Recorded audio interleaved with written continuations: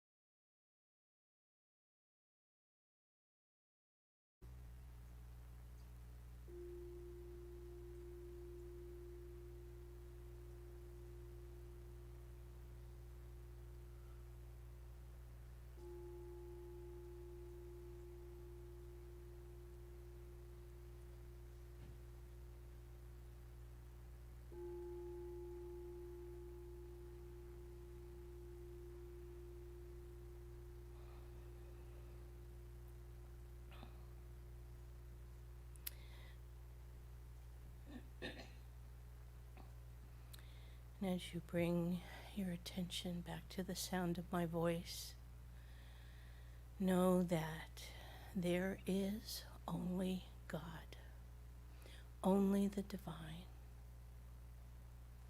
And it is infinite and ever expanding.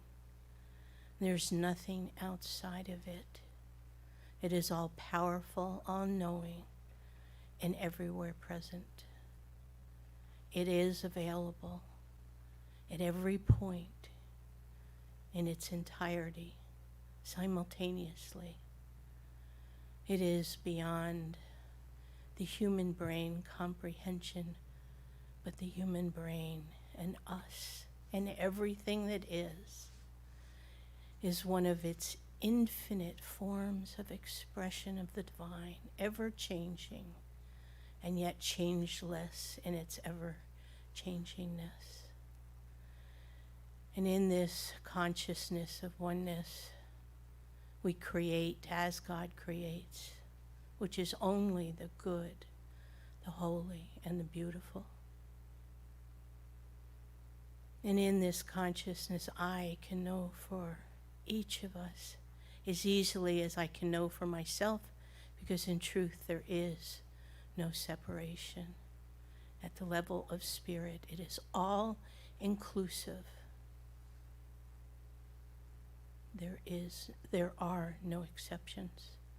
And so I know for Reverend Suzette today that the divine is speaking through her and is landing on ears that are hearing, and on the love that is in this room and online, and that it is all perfect, and the music is inspiring, and the technology and the fellowship and the love that is in this room, in this world, in this existence, in the universe, is all perfect, whole, and complete.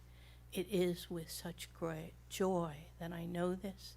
I speak it, this word, into the law, knowing it is done. And I say, thank you, Mother, Father, God. And so it is.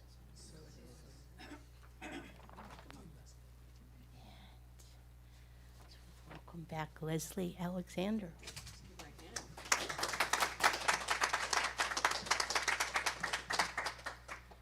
Good morning. This is a song that was, I've sung this here before, and I think someone contacted me, someone who shall remain nameless, Sylvia, asked me to do this song, and I said, great, especially when I heard the topic. I thought, this is the perfect song for this topic. So thank you, Sylvia, Miss Nameless.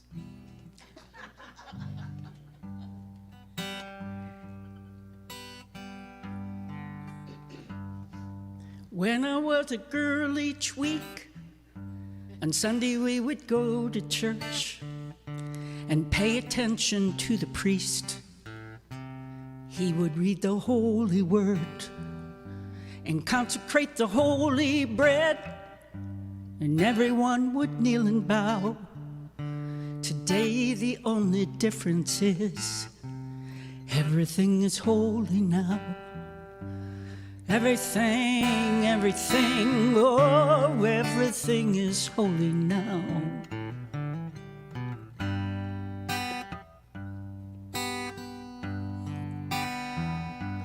When I went to Sunday school, we would learn about the time Moses split the sea in two, and Jesus made the water wine. And I remember feeling sad that miracles don't happen still, but now I can't keep track, 'cause everything's a miracle. Everything, oh, everything's a miracle.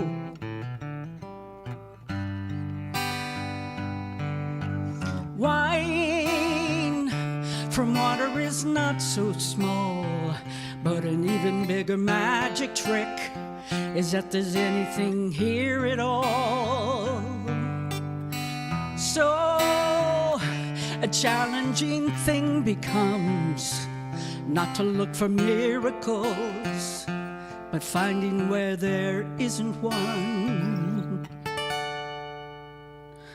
When holy water was rare at best, it barely wet my fingertips. Now I have to hold my breath like I'm swimming in a sea of it. It used to be a world half there, heaven second-rate handed down, but I walk it with a reverent air, 'cause everything is holy now. Everything, everything, oh, everything is holy now.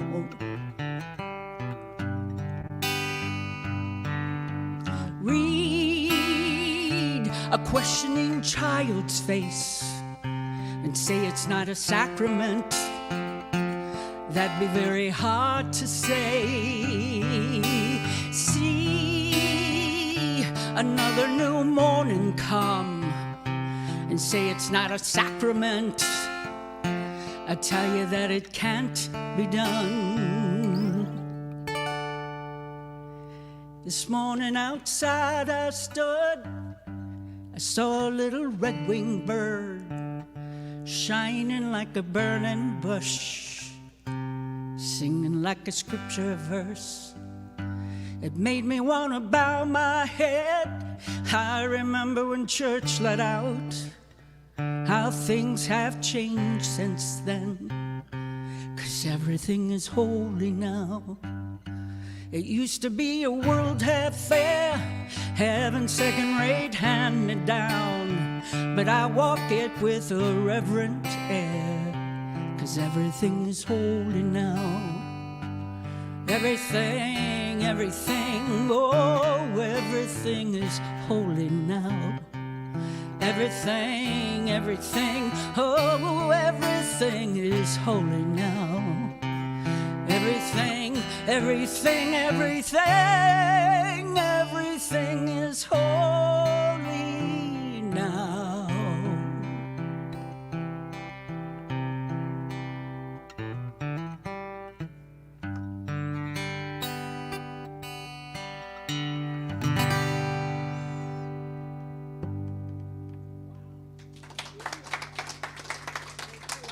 Thank you. Thank you. Your choice name was Sylvia. Yeah. So if you're new here, you need to know we have a lot of fun here. We laugh at each other, we love each other, and we appreciate each other. So, all right. So today's topic is finding God in the mundane. I have to start with something because the last 2 weeks I've been to 3 memorial celebrations of life. And I did one last weekend.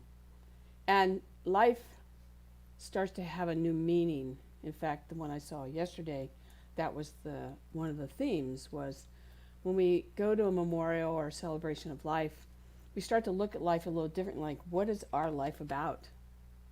Who are we? What is our legacy? How many things have, as I ask all of you to do, give that love or that good away.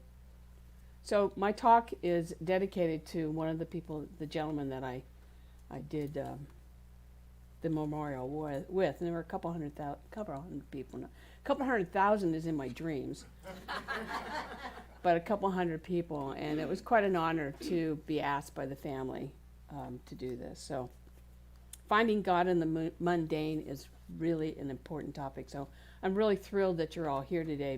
And I want to welcome everybody online. We have a great group there online. We have, 9 people. That's cool. Yay. Even Judy from Florida. Who else we got? Candace. We got lots of people. Hey, that's good. So the quote I was going to initially use, which was the one you used, which I'll use again, I decided not to use because we've heard carry water, chop wood. How many times from Reverend Jerry? A lot. He uses that a lot. But you'll hear it once more. So I want to start with a quote from a book called The Sabbath, and Natasha gave this to me because she thought I needed more relaxation things to read, and she was right. Anyway, the quote goes, "We be content with what you have. Rejoice in the way things are. When you realize there's nothing lacking, the whole world belongs to you." When we realize there's nothing lacking, the whole world belongs to us. And just hold that for a little bit. Because the tendency is to say, this is mine, this is mine, this is mine, this is mine. And the truth is, it's all yours. Everything is yours. And how do you treat that thing? How do you look at that thing? I was going to give you a story about me picking up my dog poop. And it's a mundane job. And I go, boy, they do a lot in a week. And so this week, after all these memorials, I went around my yard and I did the same thing because I've been traveling a little bit more than normal. And instead of looking at that from that point of view, I looked at it from the point of view of I have a great yard. I have a beautiful yard. I have lots of trees. And this is just one of those things that are natural. And it's a big yard, so they have a lot of place to play. So I started looking at it from a different point of view. So as I talk about this, I want you to think about your own life. How are you looking at your own life?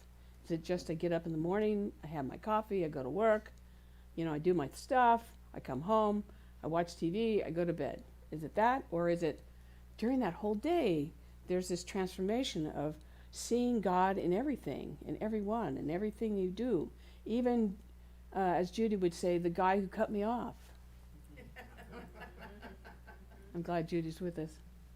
So last month we talked about paradox, a paradox of life, and how we would categorize or separate things and then judge them, and it was all based on our perceived importance. What was really important? Well, this month we're going to talk about the mundane. And there are 4 topics, basically, and actually 2 of them you won't have to go through, but you'll see it in real life because these people are going to show up. But today we're going to talk about the ordinary mundane, that everyday thing that we get up and we do. And how do we look at it? How do we view it? Next week will be perceive the sacred value or the sacred life with all of its rules. Perceived. Keep that in mind, the perceived value or sacred life. And then profane and secular, well, it says not spiritual life. Well, I had to tell you, guess who's coming to town? Daniel Nahmad. So you're going to see all of God that day, and you want to tell your friends. I keep telling you, tell your friends, because it's going to be, he's incredible. He takes me there. I don't know about you. And then last week is the oh my. And we have a poetry that day. It's a poet. He's going to read his own poetry, not just read it, but he has it memorized. And then Sylvia, the unnamed, where'd she go? The unnamed is going to be accompanying him. So it will be a profound day, and it will be that oh my, didn't know it could be this good. And I've watched him on YouTube. He's really amazing. So, all right. So here's a question for all of you. How many of you heard either, let's say, yourself say this, or your child say this, or someone else's kid say this? I'm bored. Most of us have, right? And if you were in a car like I was when I was a kid, and one of us would say, I'm bored, what game did you play? ABC licenses, right? Oh, I see an A, I see a B, I see a C. That was how to just kind of distract them. But the truth is as children, they are not developed enough to understand life needs to be explored. They're not quite there.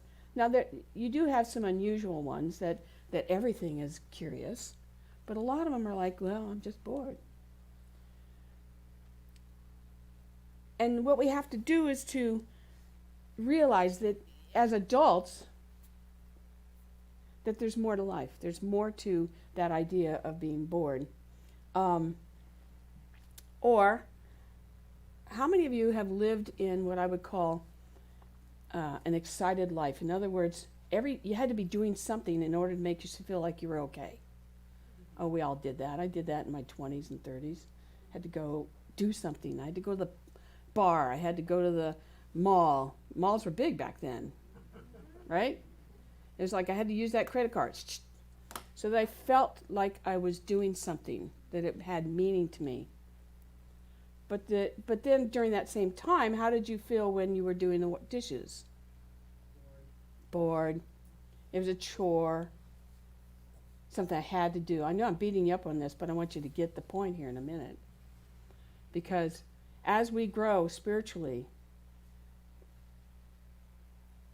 and mature, we have to know that everything we do, God is there. Just like your song. It's all sacred. And it's important. And during the busyness of life or work or health or going to a memorial, we're always reminded, God, there's more to this than I feel. There's more to this than what I'm experiencing. And I want you to get that today. I put here, at some point, there had to be an attitude adjustment. I know for myself I had to have that. But valuing the life lesson of the mundane and God being all there is one of our life lessons that we have to have. So Science Mind says this. I'm going to skip over can you go to?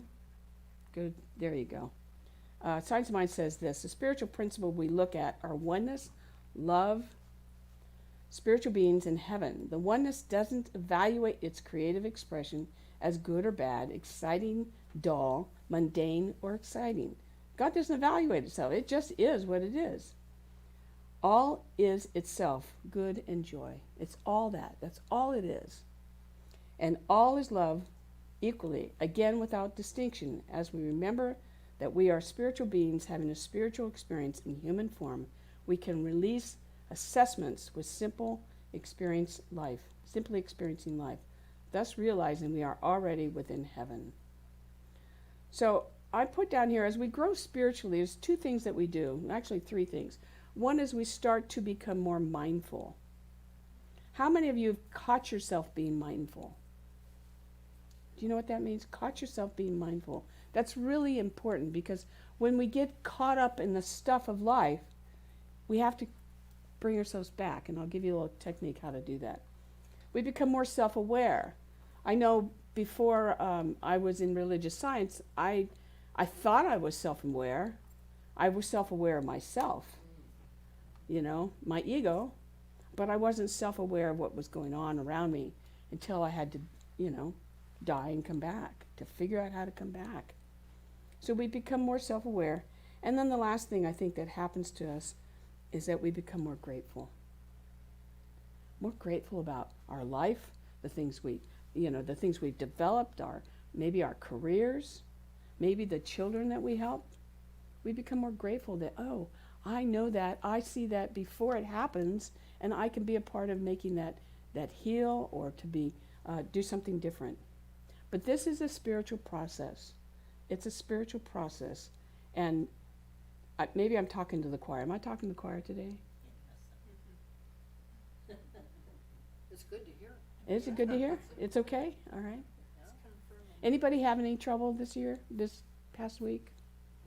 Yeah. So this is important for you to get it. If you're having trouble, you need to know that Spirit is there, no matter what it looks like. No matter if, and in fact, I've been in communication with Rob, whose mom is passing. And it seems like there's a lot of people passing right now for some reason. And, I want him to know, and I keep telling him we're right here with him. He's not alone. And he may have to move now. But he's a great guy. And so I was hoping it would be online, but I don't think so. Anyway, the point being is that we're here with him. We're not separated just because he's in Idaho and we're in California.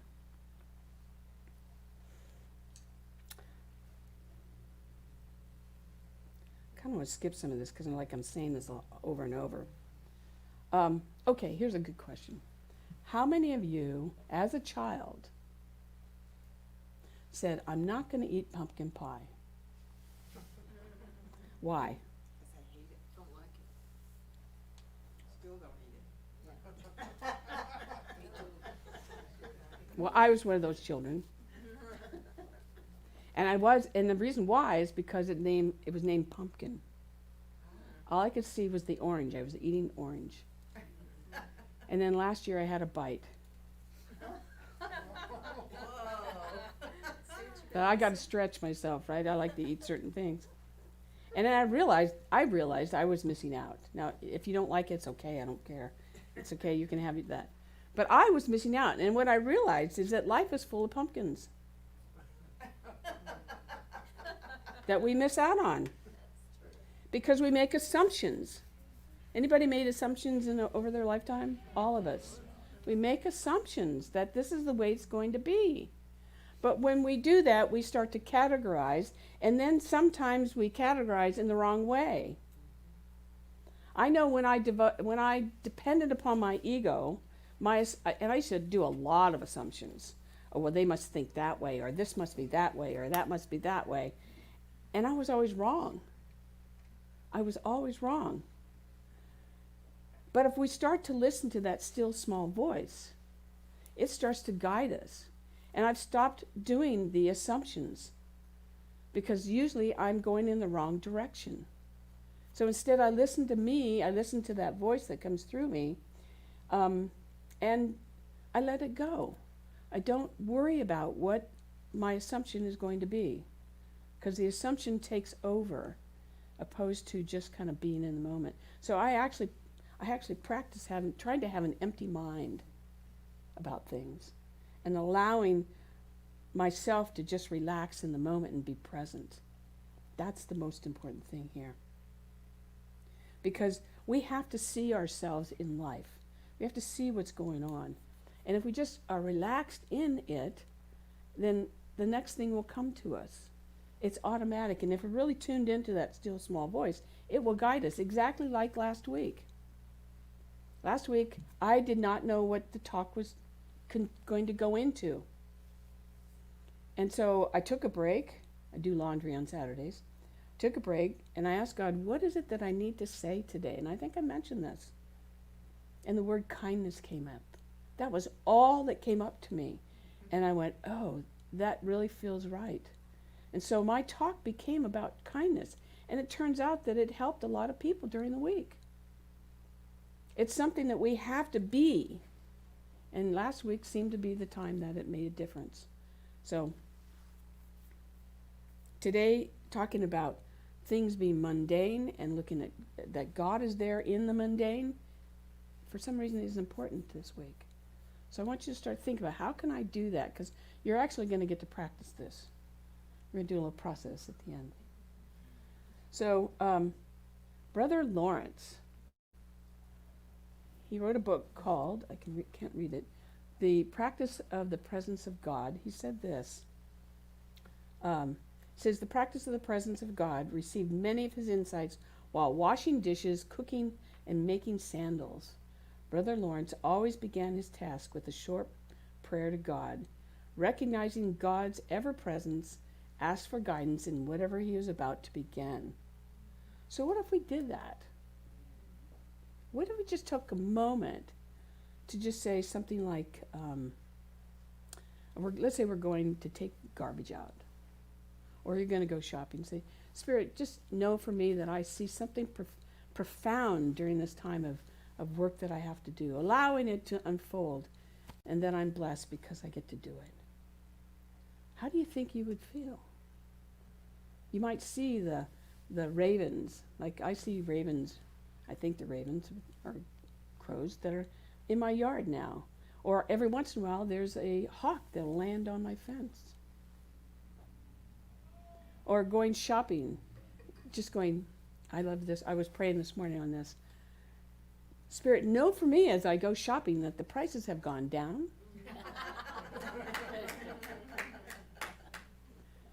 That I see the fruit that I want.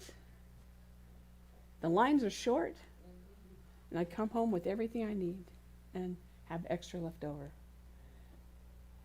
It's simple. And it takes, how long did that take me? 10 seconds? Just to ask for what you want. It's that easy.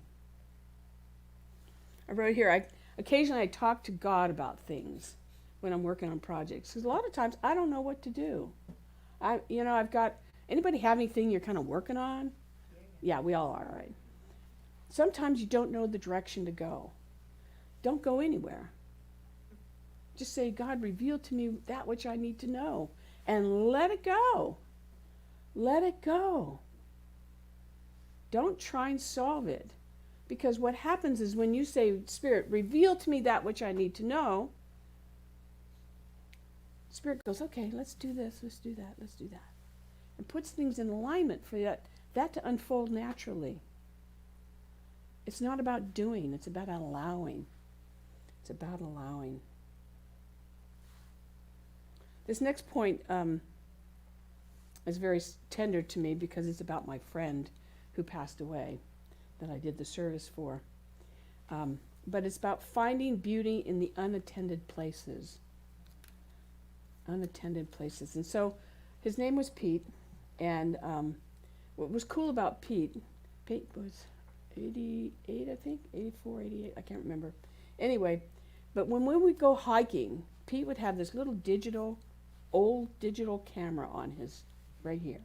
And he was always going around clicking pictures of things. And we're like, oh, Pete, stop taking pictures, Come on with us. Or he'd be a mile ahead of us taking pictures. He was a really, really cool man. But he was always taking pictures in places that we wouldn't go, or we didn't go. He'd go up in the hills, or just to find that thing that was different, to find the beauty that was different. So I have a picture of one that he took. Now that doesn't look like much, does it? But it's a tree, and that black dot is a woodpecker. It's a woodpecker in old wood. And now that's just the picture that we have.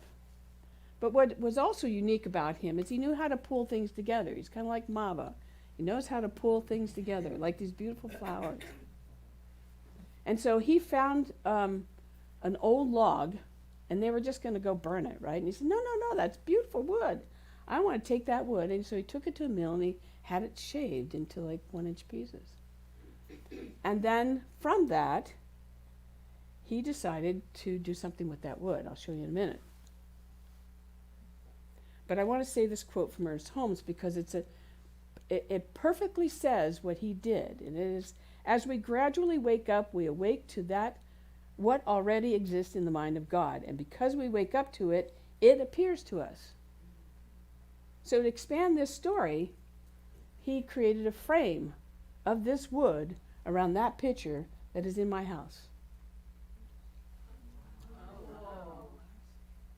And it's about this tall. Isn't it cool? That was the kind of guy he was. He saw God in the mundane. He saw God where we were not, when we were out there hiking and going, oh, this is hard. He was out there finding God. Now, he wasn't really a very, I'll call quote unquote spiritual man. He didn't go to church. He didn't do all those things, but he was very spiritual. You can see. He found God in the mundane. And then he would give it away. He would give the gift away. And he did this to many, many people in Lakeside. Many, many people. He gave those gifts away. He had a little hammer. You can appreciate this, I'm sure. But imagine a large handle, and there's a hammer no bigger than that he made. I'm like, what would you use that for, a tack? But he made that product, and I'm like, wow. He was just very, very creative. So I wanted to show you this because I wanted to show you in a way that you realize that maybe you don't think you're creative, but you are. Everybody is. And so it's about just kind of slowing down and saying, hey, let me just kind of take a moment here. When I was coming through ministry, I started to say things like, there's no rush, there's no hurry. Don't have to go fast. I can slow down. As I age, my body makes me do that anyway, but I still have to say there's no rush because I want to go. Because there's a lot of stuff happening in the world. You know, we get addicted to things like, or stimulated, I would say, by the radio, TV, all that stuff. But what I'm advocating today is that we do something a little different. And it's so simple, but I think that sometimes we make it out to be a big thing. And that is to stop for 5 to 10 minutes. You can just sit and close your eyes. And it's not like you got to go into this deep meditation, but go long enough till what you have this actual feeling within your body, and I call it a reset your mind, is to let go of all those things that have been kind of bugging you and getting in your way, and those people that you don't want to talk to, and do you know what I mean? I mean, Mava's got the greatest yard to do that, so are they still coming to visit you? My yard is always open. Yeah, she's got like a sanctuary where you can just go sit and be and hear the bees and the birds, and you're surrounded by beauty. So the idea is to reset your mind.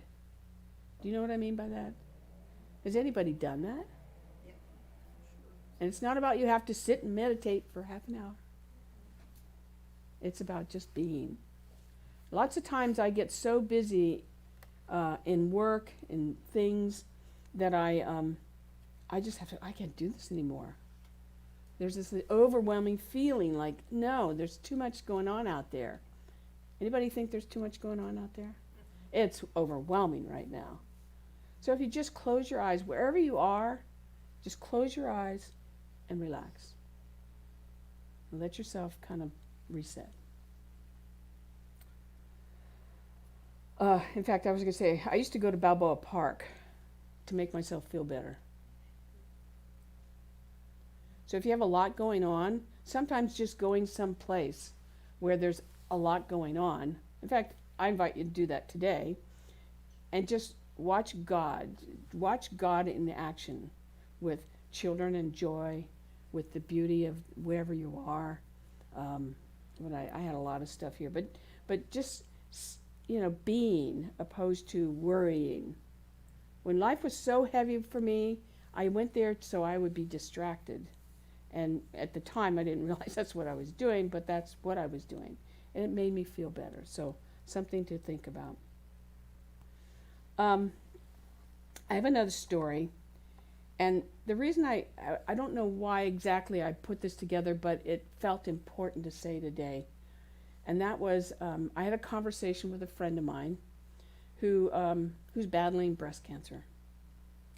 And she used the word sacrifice. Sacrifice. And it was sacrificing now so that she could have a better relationship with Spirit. And I went, whoa, that one didn't feel very good to me.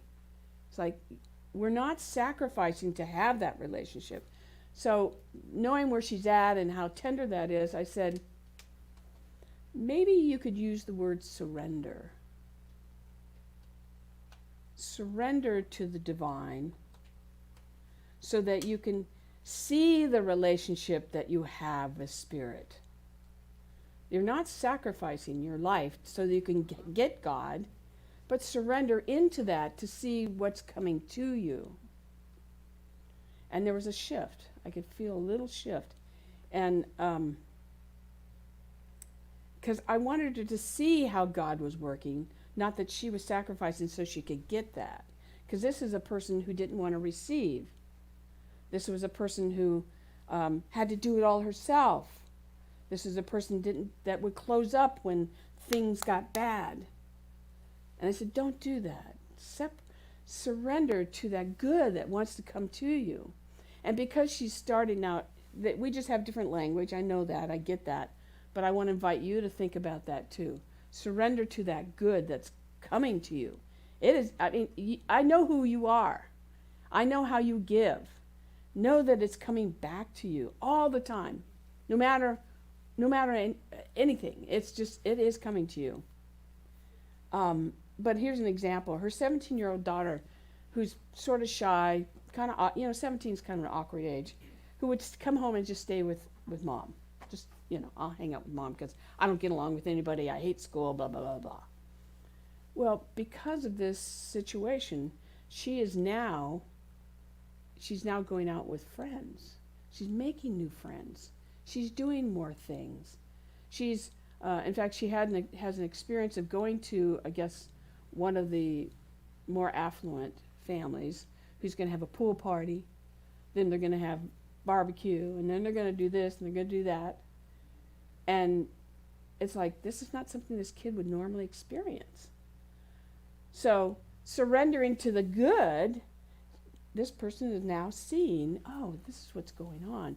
And now her daughter, who has been kind of closed up, is opening up, which would not have happened if this hadn't happened. She would have just stayed there with mom and been happy, not explored life.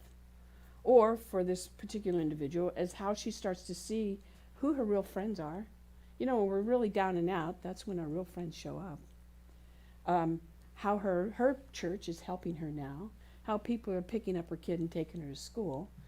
All these other things are unfolding because she's willing to surrender to the good, seeing the good, instead of saying no. How many of us say no here? Please stop. Don't say no anymore. Just know it's coming to you because of who you are. So what I thought was valuable about both of these stories is the actually realizing that both of these individuals were present in the moment. They're now. It's a now time. It's not the past, it's not the future. It's now. They just stayed in the now. So, my last point is that, and Reverend Jerry says this all the time, he says, what comes after enlightenment? And Jody even said this, the Buddhist answer, before enlightenment, chop wood, carry water. After enlightenment, chop wood, carry water. You know what? It's, we're all experiencing God in a human form. It's called the dance of life. You don't have to be enlightened to have the good. It's here right now. So I have one more point, and I know I'm on a time clock here a little bit. How many people have heard of Zen bowls? Zen bowls, B-U-L-L-S. Anybody? Mm-hmm. Well, it's basically the story of the hero's journey. And I think that sometimes it's nice to remind ourselves that even if we're really spiritually there, we think we are, we're still on a hero's journey. That happens every single day. Some of it's at different degrees. So I'm going to walk you through this. It's pretty quick. And I interpreted it for Science of Mind. So I'm using their words and then interpreting it for us. So there's a process of enlightenment. So wherever you are, if it seems to be tough right now, I want you to know you're going to get there. That's one of the cool things about what we teach here. I don't care where you are in your life, you're going to get there. And you have to believe that, because I believe that, and I want you to know I believe in you. But here's I'm just going to go through this real quick. First of all, we lose the ox. Okay, this is about the ox or the bull, whatever you want to call it. And what that really means is we lose ourselves. Anybody lost themselves here? Yeah, we all have. Then we go searching for the ox. We're really searching for who are we? Why is this happening? What is it I want to get through on? Then we find footprints. And for me, I always think of footprints in the sand, Oh, there I am. I'm there. I'm going to follow that trail. So we're finding ourselves. Then we catch ourselves. And what that really means to me is that we catch ourselves. I used to always make mistakes 3 times for me to catch myself. I had to punish myself because of whatever I was going through. The point I'm saying is that we have to catch ourselves so that we know, oh, I don't want to do that anymore. Oh, no, I don't want that in my life anymore. I want this in my life. So we catch ourselves, then we start to tame ourselves. That's that part of going, no, I want it this way opposed to that way. Then we start riding the ox home. which means we start to train. We start to go, oh, this is a habit. I like this. This feels good. I'm going to move in that direction. Then the ox and the self become one. We start to be that. And then we start to practice that. We still make little mistakes. I still make mistakes all the time. What was it? I can't remember the last mistake, but I make them a lot. I make them a lot.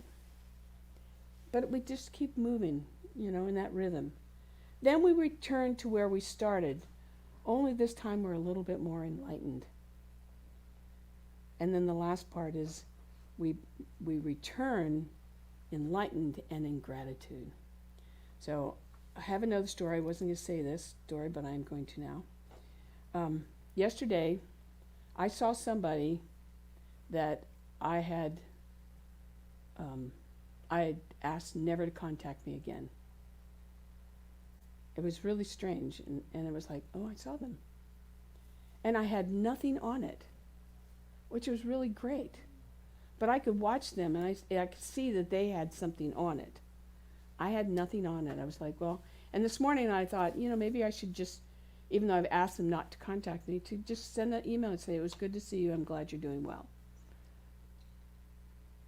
But then I thought, well, maybe that'll open it up, and I really don't want to go back because I'm on the way forward. And I want them to be on the way, but I want them to know it's okay. Because a lot of what they offered was good. It was just the way that it came across and didn't work at the time.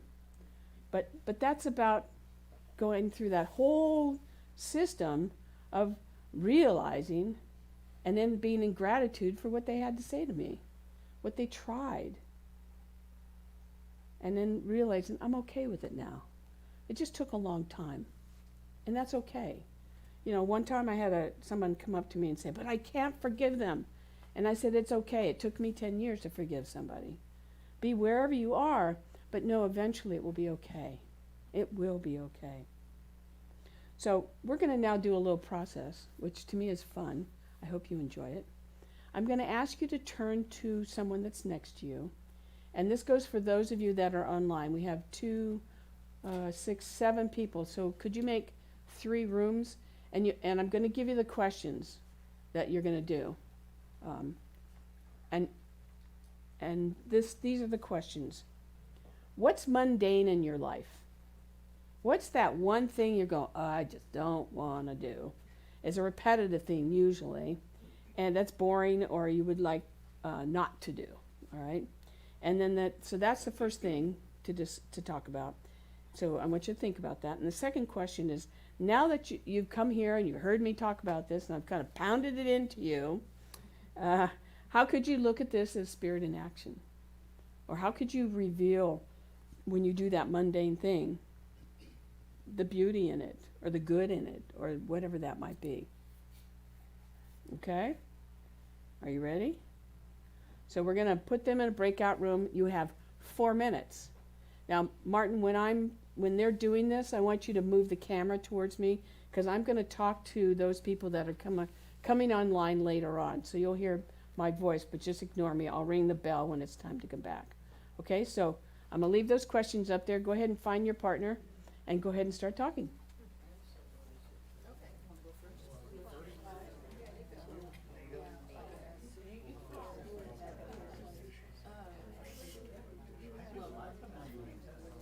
They're putting you in a room. Go ahead and go into the room.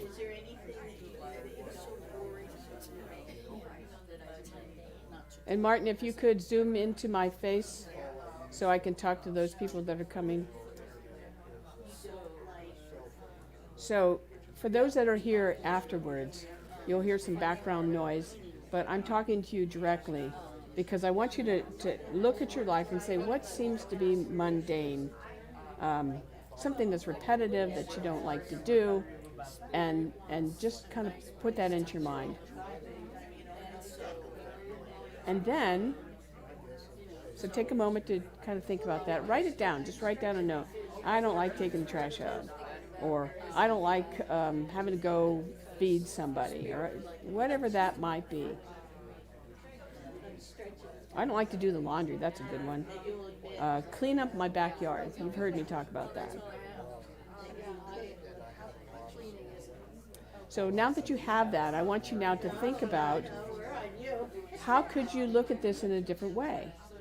How could you realize that spirit in action, that there's so much more going on around you than what is the appearance? How could you make that a good experience? And notice how you think about this, you know, it's like, oh, do I have to? But the answer is, I'll give you an example. One of my roommates always tends to leave the laundry in the dryer when I need to use it. And so normally I get upset and I get mad. And instead, this time, I thought, you know what, I'm just going to fold their stuff. I'm going to fold it and make myself feel better because I'm not frustrated. Well, the end result was they finally came out and their laundry was folded and they were like, well, thank you. So there was a goodness that happened as a result of it instead of me doing something that wasn't appropriate and getting mad. And so I felt better, they felt better, and we both accomplished what we wanted.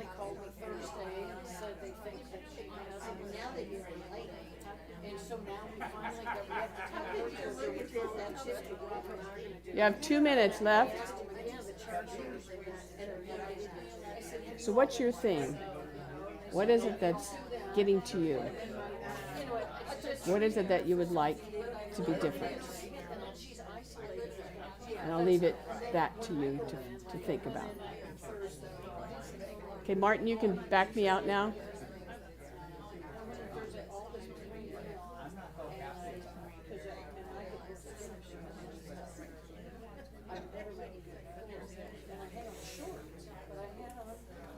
You have 1 minute.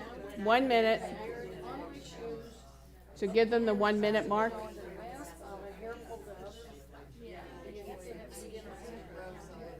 And what they do is they do this ultraviolet thing to help. Anyway, so she's in her room and they start freaking out. So I was sitting on just a little chair that they have like family, and then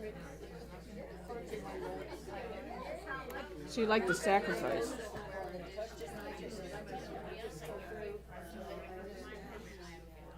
anyway, it was fun.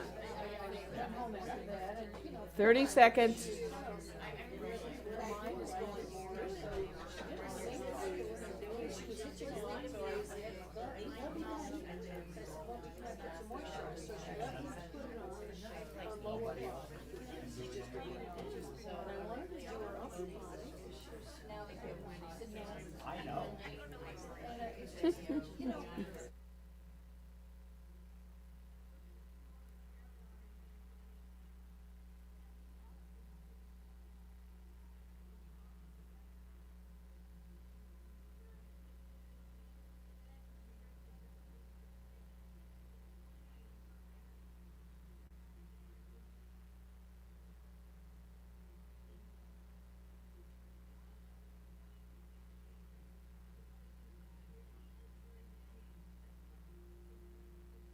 Let's start to come back.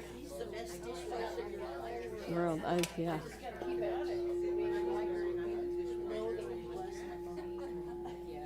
Let's bring it back.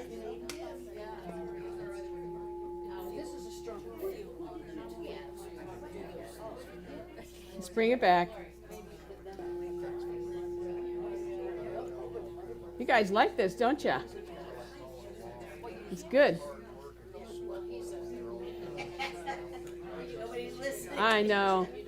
I might as well just leave, right? Okay, let's come back, guys. You can finish your conversation. So who would like to share? Anybody want to share? Okay, Mama, I'll come back to you. Mama, go ahead. I will repeat this for the audience online. I don't have a dishwasher. Ah, don't have a dishwasher. And so the mundane, repetitive thing for me is dishes 4 or 5 times a day. Dishes 4 or 5 times a day. Okay. Clear the sink. Clear the sink, yeah. And so instead of hating it or, getting all fumey about it, what I do is apply a story or a memory to each piece that's in the sink. Oh, that's When neat. I'm washing the dishes, I remember the person who gave me that set, how beautiful they are. And how when they're clean, the light reflects through the window, and what a beautiful view I have out that window. That's right. And when I do the silverware, I think about that is my mom. Mm. She never used it unless it was a special day. Yeah. And I use it every day, so I'm flipping that. Flipping that around. So I tie the action into a memory or a story. Okay, great. Thank you. Thank you. So I'm going to repeat that to the audience online. Is that when she does the dishes, she actually looks at each dish and remembers who gave that dish to her, or like her silverware. She knows that came from her mom, but it was only used in the, special occasions. And now she looks at it and reminds of her mom. So in other words, she switches the story around so that it becomes a story as she does 6 times a day, cleans the kitchen dishes out. So that's great. I love that. I have the same problem because I'm the dishwasher. I'll remember that. Although, well, I won't go there. Who else? Jackie, yeah. For me, it's laundry. Laundry. Just the act of hauling the laundry to the washing machine, having to put everything away when it's through drying. Yeah. And then I think to myself how blessed I am that, number one, I have clothes Right. to wash. Right. I have multiple clothes. Right. I'm not wearing the same thing every day. Yep. Plus, I have a washer and dryer right in my house. I don't have to haul it to a laundromat That's right. and all of that. So, Very good. I did laundry yesterday, so that's. So you understand that. Okay, yeah. So for Jackie, it was doing laundry, and how it was like the lugging of the laundry to the cleaning to get it clean, and then to have to fold it and then lug it all the way back. And now she says, well, you know what? I'm blessed because I have all these beautiful clothes and my laundromat's right here in my house, so I don't have to go anywhere and I don't have to lug it away. That's a great way of looking at it. Yeah. Yeah, I have the same laundry thing. So I'll tell you my laundry story. I was telling the other audience. It happened again. See, y'all go, no. It happened again.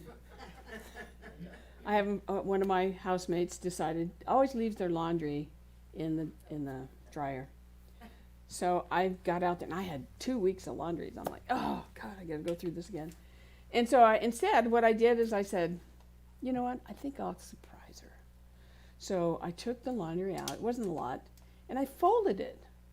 Not perfectly, but I folded it. And I put it somewhere appropriate so that she could come and get it. And it's an 88-year-old. Because we make her do things. Because we want her to get up and have life, right? Anyway, so she came in and she goes, oh, you didn't have to do that. Thank you so much. So what I got out of that, instead of me getting angry and feeling bad, is I got being kind, that word kind again, and just doing a small thing. We had a good, exchange this time. And I still got to get what I wanted, which was an empty dryer. Yay. So, anybody else want to share? These are important because this is real life. This is stuff that happens.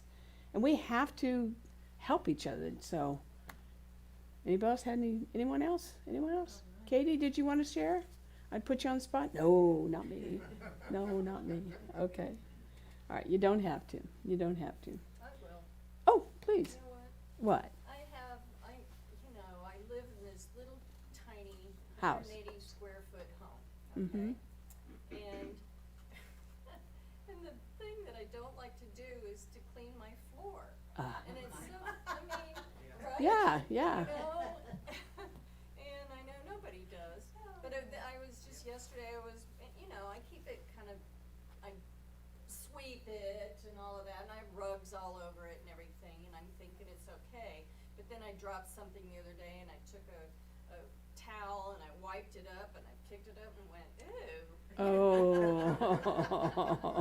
I gotta take all the rugs up. Yeah. I have to clean this whole floor, Uh-huh. It's dirtier than I thought, But I live in a horse pastures, so I just have dirt All around you, yeah. But then I looked at it and I said, well, okay, so the good thing you Yeah. know, and that again, like your washer and dryer, I have a floor to clean, you know, I have a place to live. Yes. I love it. Yes. Yes. So, it is mundane, but it's, hey, it's just one of those One of things those you gotta things. do and make it good out of it. And you start out fresh. Yeah. It's all fresh for more horse Yeah. dust to come in. That's right. So what she was talking about was she lives in a tiny house. It's 180 square feet, and she doesn't like cleaning the floor. And I'm repeating this so they can hear it. And so one day she dropped something on the floor and then went to clean it up, and it was like, oh, it's worse than I thought, right? And so that was her thing. But now she's realizing that just by cleaning those few things, that it's all fresh again. So cleaning the floor makes your home fresh. That's great. And you can really appreciate the horses outside then. Oh, yeah. Yeah, yeah. As you were saying that, I was thinking about They my, love it all day long. they live it all day long. I was thinking about my puppy, who's now not a puppy anymore, and how he goes out there and they roll, or the cat goes and rolls and then comes in the house. And I notice, you ever notice sunlight? He came in and went boom, and then it's like all the dust goes up. Oh my God. Yeah. So when's the housekeeper coming, right? So, doing this takes effort. This is what we're talking about here. It's changing the way that we've been to, and I know I'm going to feel better after this is done. So that's the message I want you to get today. We don't need to label it. We don't need to make it out as bad. But let's see how I can see God. I got to see God in the dust. Yes. Can I just share, really quick? Yeah. I'm just thinking about, I have multiple areas where I need Mhm. to work on this. Yeah. But in just the basics of my wife and I with our, we were so busy working full-time or whatever excuse, Yeah. that our place is very messy. Mhm. So now that I've retired, I've taken on that I need to be the one, or maybe I need to hire somebody, you and I have talked Yeah, about yeah, this. yeah. What I've realized is I've done what my parents have done, and my older brother, just family members, is to defer Defer. Yeah. defer the maintenance, like Yeah. one reason their house in Missouri had so much work. It was a great house, Mm-hmm. but a 20-year old house turned into a 60-year one. but Right. Maintenance was deferred, so, Right. oh man, eventually it was sold, and it's a great house, but what I'm doing, I try not to do that. We live in a newer place, but I've done the very same thing. I have deferred what is mundane, Yeah. Deferred Boring what's as hell. maintained. Boring know, as hell. repetitive, and just dumb stuff, because I feel like my time is worth more. Right. And like, why should I'm just telling you what goes Yeah, I in my get head. it. I know I it get it. sounds arrogant, but it's like I do all these things. Sure, that's what we do. Don't you all do the same thing? Yeah, we all But do the same thing. I think at this point, I'm glad you're bringing this up, because, and I don't need to call it enlightened or whatever, just like, be a big girl, God's moving through me. There you go. It makes sense. God's moving through God you. wants us to live God in a clean in place. a clean place, That's 'cause right. then our minds will be clearer. Exactly. There's no doubt. Your mind if will be clear. The stuff is. The stuff will go away. And, That's why I said just So- do one box at a time. yeah, right. That's all you do. You don't have And to then- eat the whole cake. There's a bun cake over here, so we can't eat it all in one bite. You take a little bit at a time. Yeah, absolutely. So thank So, you. you're welcome. This is really what life is about. Exactly. No matter what it is. That's right. And if you want to be a good singer, you want to be a good guitar, or anything, you have to practice. That's right. And that means you don't defer the practice. That's right. You have to practice. Practice every consistently. day. So Yeah. that's what I need to do. Yeah, and just do a little bite at a time. Yeah, Because this is overwhelming, right? yeah, It is overwhelming, yeah, especially if you defer it. especially if you defer it. That's right. I feel like all I do is I repair hoses. I repair hoses on my property all the time because I'm not going to go buy another $50 hose. I'll buy a $5 piece and repair it so it'll last another 2 years, right? You're turning it into art. Turn it into art. That's right. That's right. All right, so you got the message, right? You get it. You get it. We want to let go of the monkey mind. let go of our labeling it, go and see God in the places where we normally don't, and just relax. Take a few minutes to, especially if you're overwhelmed, is to close your eyes wherever you are. Just do that right now. We're just going to close our eyes right now. Just breathe in that everything's okay.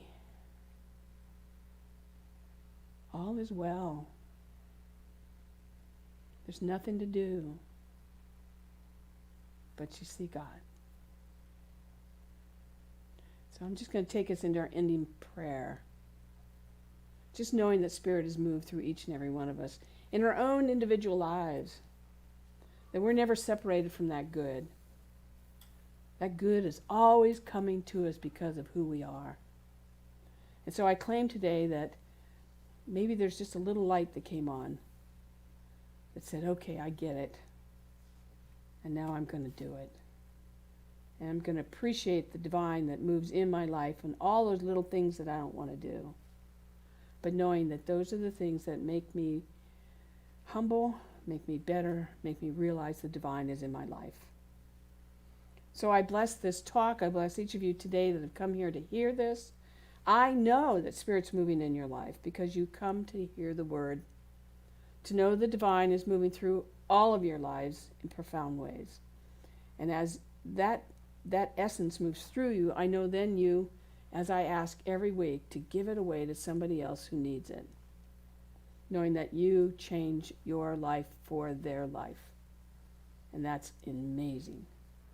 And so I simply give great thanks for this day and for this word and for the topic and for everyone's participation, knowing that we are doing that work naturally as a part of who we are. And there's no effort, but just knowing we're doing the work, and it's good. And so with that, I release these words knowing the Spirit has spoken through me, through all of us, and it's done. And join me in saying, and so it is. Amen.